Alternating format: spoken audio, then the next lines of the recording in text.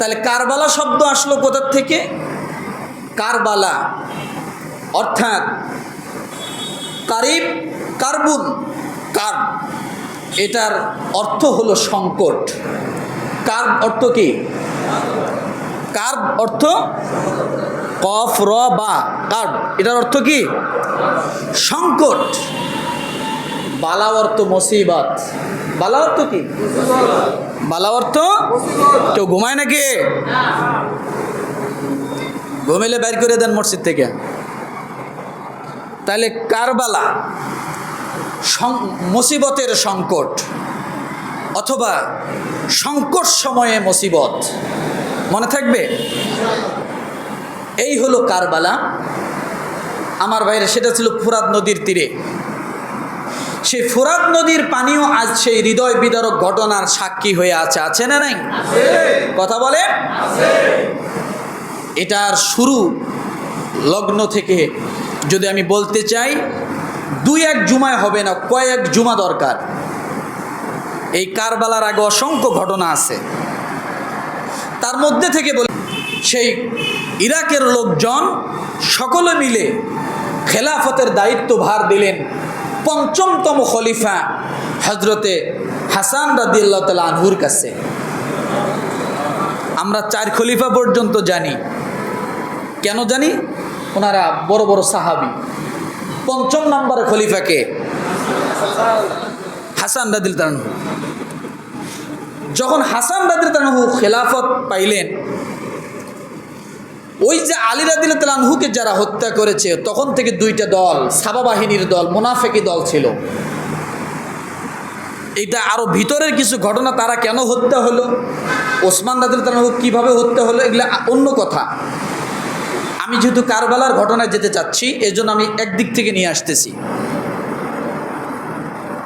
যখন দেখলেন যুদ্ধ লাগা শুরু হয়ে গেল হাসান রাদিয়াল্লাহু তাআলা আনহু, তখন হাসান রাদিয়াল্লাহু তাআলা আনহু তার খেলাফতের দায়িত্ব ছেড়ে দিয়ে মুয়াবিয়া রাদিয়াল্লাহু তাআলা আনহুর হাতে দিয়ে দিলেন। কার হাতে দিলেন? মুয়াবিয়া রাদিয়াল্লাহু তাআলা আনহুর হাতে। আল্লাহর নবী বলেছিলেন, হাসান রাদিয়াল্লাহু আনহুকে কোলে নিয়ে যখন মসজিদে মিম্বারে ভাষণ দিচ্ছিলেন, এই সময় রাসূল সাহাবায়ে কেরামের সামনে বলেছিলেন যে আমার এই হাসানের দ্বারা 2 দল মুসলমান তারা বিবাদ থেকে মীমাংসিত হয়ে যাবে হাসানের মাধ্যমে। যখন হাসান রাদিয়াল্লাহু তাআলা খিলাফত পাইলেন, তখন 2টা দল যুদ্ধ করা শুরু করে দিয়েছিল। এক দল মানে, আরেক দল মানে না। তখন হাসান রাদিয়াল্লাহু তাআলা নিজেই তার খেলাফতের দায়িত্ব ছেড়ে দিয়ে কাকে দিলেন? মুয়াবিয়া রাদিয়াল্লাহু আনহুকে দিলেন, যে আপনি চালান, তবুও আমি মুসলমানের ভিতরে রক্তাক্ত চাই না। আর আমাদের জামানায় দুনিয়ার সব মানুষ মরে যাক, দেশের 18 কোটি মানুষ মরে যাক, আমি আমার গদি ছাড়বো না। সব যদি মরে যায়, রক্তাক্ত হয়ে যায়, রক্তের গঙ্গা বয়ে যায়, সব মরে যাক, সাফ হয়ে যাক, আমি আমার গদি ছাড়বো না। এ শিক্ষা তাদের ভিতরে ছিল না।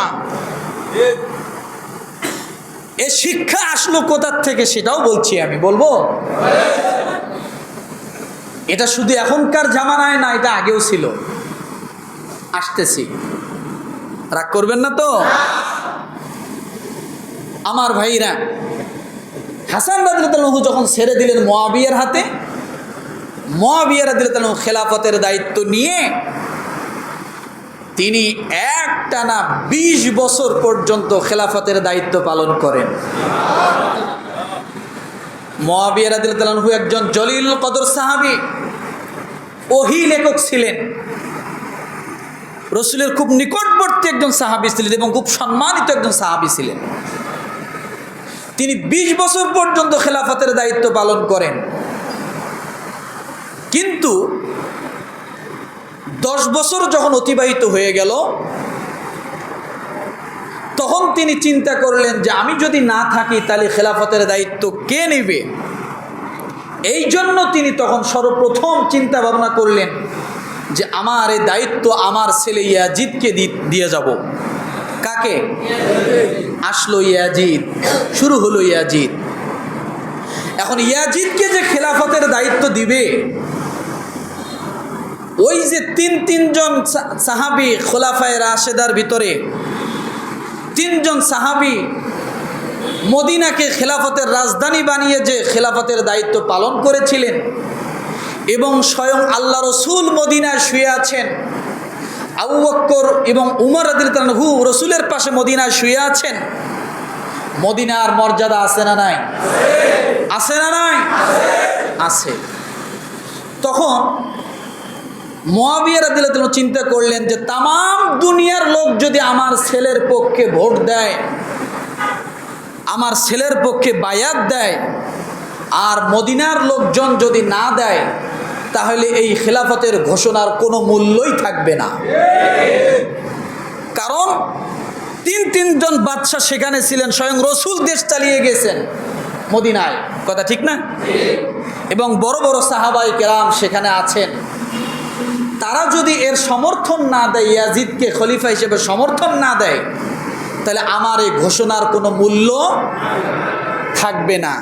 যেমন আমাদের দেশে এখনো ইলেকশন হয়, যদি আমাদের দাদা বাবুরা তারা যদি সাপোর্ট না দেয়, আমেরিকা যদি সাপোর্ট না দেয়, তাহলে এদেশের সরকার এখনো ভাসমান থাকে, কথা ঠিক না? কি থাকে? গ্রহণযোগ্যতা কম পায়। আর তারা যদি বলে হ্যাঁ আমরা এ সরকারকে গ্রহণযোগ্যতা দিলাম, তাহলে এ সরকারের শক্তি আরো বেশি হয়। এটা সব সরকারের ক্ষেত্রেই বলছি। বাহিরের দেশের কিছু কি থাকা লাগে? সাপোর্ট থাকতে হয়। সর্বক্ষেত্রে এরকম আছে। তো মদিনার সাপোর্ট যদি না থাকে, তাহলে ইয়াজিদকে আমি যতই খলিফা নির্বাচন করি না কেন, এর কোনো মূল্য থাকবে না। তখন সর্বপ্রথম মদিনার সাপোর্ট নেওয়ার জন্য মুআবিয়া রাদিয়াল্লাহু তাআলা আনহু ইয়াজিদকে গভর্নর করে মদিনা পাঠাইলেন। কাকে? ইয়াজিদকে গভর্নর। তাহলে বুঝুন, এখানে একটা কথা কিন্তু মিস্টেক হবে আপনাদের। ইয়াজিদ আর হলো জিয়াদ, দুই ব্যক্তি। ইয়াজিদ আর হলো কি? জিয়াদ, দুই ব্যক্তি।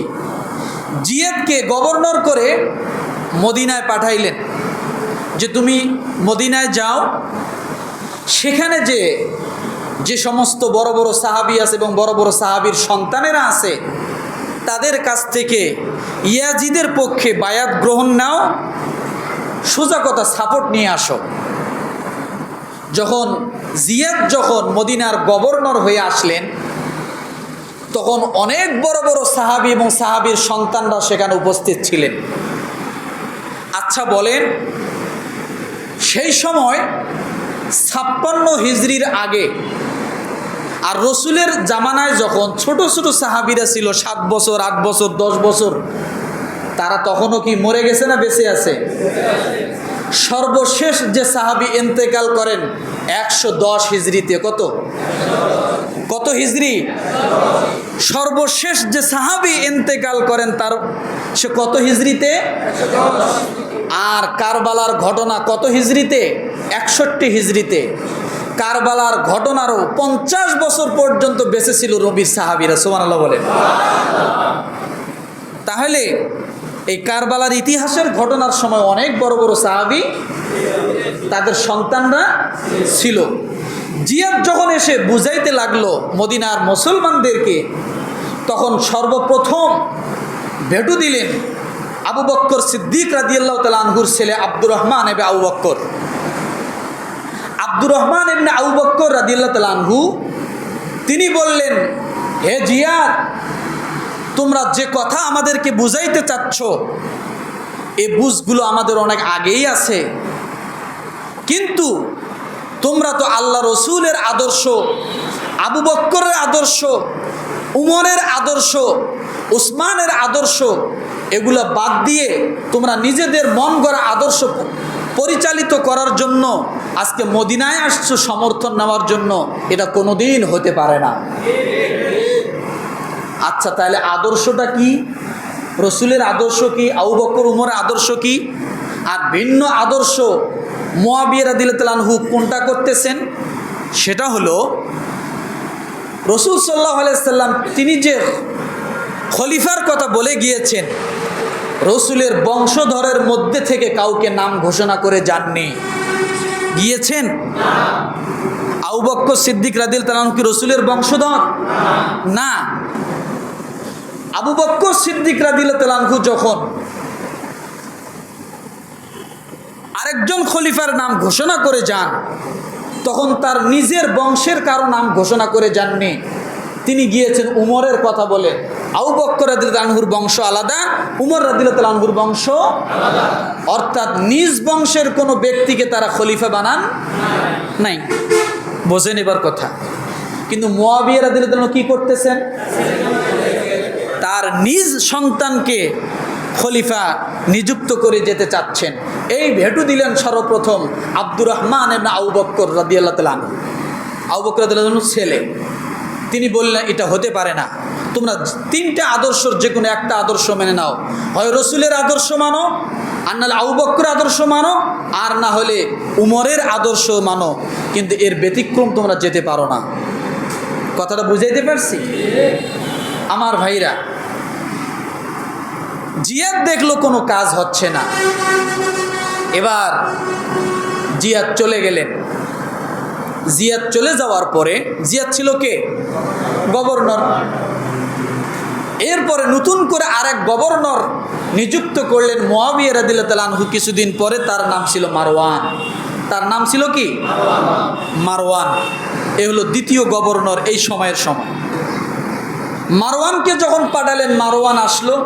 আসার পরে সেও বুঝাইতে লাগলো, সে এমনভাবে বুঝাইতে লাগলো যে এটা তো আবু বকরের সুন্নতের মতোই, সে তো উমরকে নিজে খলিফা নিযুক্ত করে গেছেন। কিন্তু এখানেও ভেটু দিলেন আবু বকর সিদ্দিক রাদিয়াল্লাহু আনহুর ছেলে, যে তুমি এটা কি বলছো? আবু বকর তো তার নিজের বংশের কাউকে বলে যাননি। কথা ঠিক না? কেন ভেটু দিচ্ছেন? কারণ রাজার ছেলে যদি রাজা হয় তাহলে মানুষ সঠিক বিচার কোনোদিন পাবে না। সঠিক বিচার। এবং রাজার ছেলে যদি রাজা হয় তাহলে ওই দেশের জনগণ তাদের ব্যক্তিগত স্বাধীনতা, ব্যক্তিগত তাদের মতামত কখনো প্রকাশ করতে পারবে না। রাজার ছেলে যদি এইভাবে চলতেই থাকে, আজকে কি আমাদের মাঝে এরকম না? আছে না? স্বামী ছিল, বউ হইছে, স্ত্রী, বাপ ছিল, মেয়ে হইছে, এর বাইরে যাওয়ার কোনো সুযোগ নাই, যার কারণে বাক স্বাধীনতা শেষ। কথা ঠিক না? এইভাবে অনেক চলতেছে।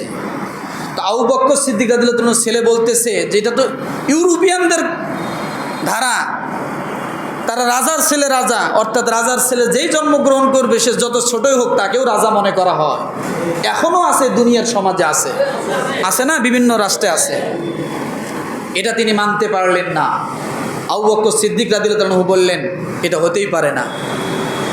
কিন্তু মুআবিয়া রাদিয়াল্লাহু আনহু দেখলেন যে যদি মদিনার থেকে কোনো সমর্থন না আসে তাহলে কোনোভাবেই এটা কার্যকর হবে না। কেন? তখন শুধু আবু বকর সিদ্দিক রাদিয়াল্লাহু আনহু ছেলেই ছিলেন যে তা না, আরও বড় বড় সাহাবীর সন্তান ছিল। যেমন উমর রাদিয়াল্লাহু আনহুর সন্তান ছিল আব্দুল্লাহ ইবনে উমর রাদিয়াল্লাহু আনহু। সেই সময় আরও ছিলেন আবু বকর সিদ্দিক রাদিয়াল্লাহু আনহুর নাতি আব্দুল্লাহ ইবনে জুবাইর রাদিয়াল্লাহু আনহু। তিনি আরও ছিলেন আলীর ছেলে হযরত হোসেন রাদিয়াল্লাহু আনহু। এনারা সব বড় বড় সাহাবীর সন্তানরা এখনও মদিনায় আছে। তারা যদি না দেয় তাহলে কোনোভাবেই এটা হবে না। শুধু তাই নয়, জান্নাতের সুসংবাদপ্রাপ্ত 10 জন সাহাবীর মধ্যে 2 জন সাহাবী তখনও জীবিত। সুবহানাল্লাহ বলেন। জান্নাতপ্রাপ্ত 10 জন সাহাবীর মধ্যে তখনও 2 জন সাহাবী তখনও মদিনায় জীবিত। তাহলে এবার বুঝুন মদিনার মর্যাদা এবং এই সমস্ত সাহাবীদের মতের মর্যাদা কত হতে পারে। যাদের বিষয়ে আল্লাহ রসুল দুনিয়াতে সার্টিফিকেট দিয়েছেন যে এরা অবশ্যই জান্নাতে যাবে, এদের জবানের একটা কথা, এদের জবানের ভোট, এদের সাপোর্ট যদি কারো পক্ষে থাকে তাকে ঠেকায় কে? মুআবিয়া রাদিয়াল্লাহু আনহু এই কাজটা, এই কৌশলটা অবলম্বন করছেন যে এই দুই সাহাবীর অন্তত তোমরা সাপোর্ট নিয়ে আসো। মারওয়ানকে যখন বললেন, মারওয়ান যখন এসে ওয়াজ শুরু করলেন, কোনোভাবেই কাজ হলো না, সকলেই ভেটু দেওয়া শুরু করলো। কি দেওয়া শুরু করলো? ভেটু দেওয়া শুরু করলো। এরপরে পুলিশ নিয়োগ করা হলো। মারওয়ান বলল, যদি তোমরা না মানো তাহলে অন্তত এই দুইজন সাহাবীর দিকে বেশি টার্গেট। কোন দুইজন? জান্নাতের সুসংবাদ প্রাপ্ত দুই সাহাবী, সাদ ইবনে আবু ওয়াক্কাস রাদিয়াল্লাহু তাআলা আনহু এবং সাইদ ইবনে জায়েদ রাদিয়াল্লাহু তাআলা আনহু। এই দুইজন ছিল জান্নাতের সুসংবাদ প্রাপ্ত সাহাবী। এই দুইজনের উপর বেশি টার্গেট যে এনারা যদি ভোট দেয়, সাপোর্ট করে, আর কে দিল আর না দিল এটা দেখার বিষয় না, অটোমেটিক বাকিরা সব চলে আসবে।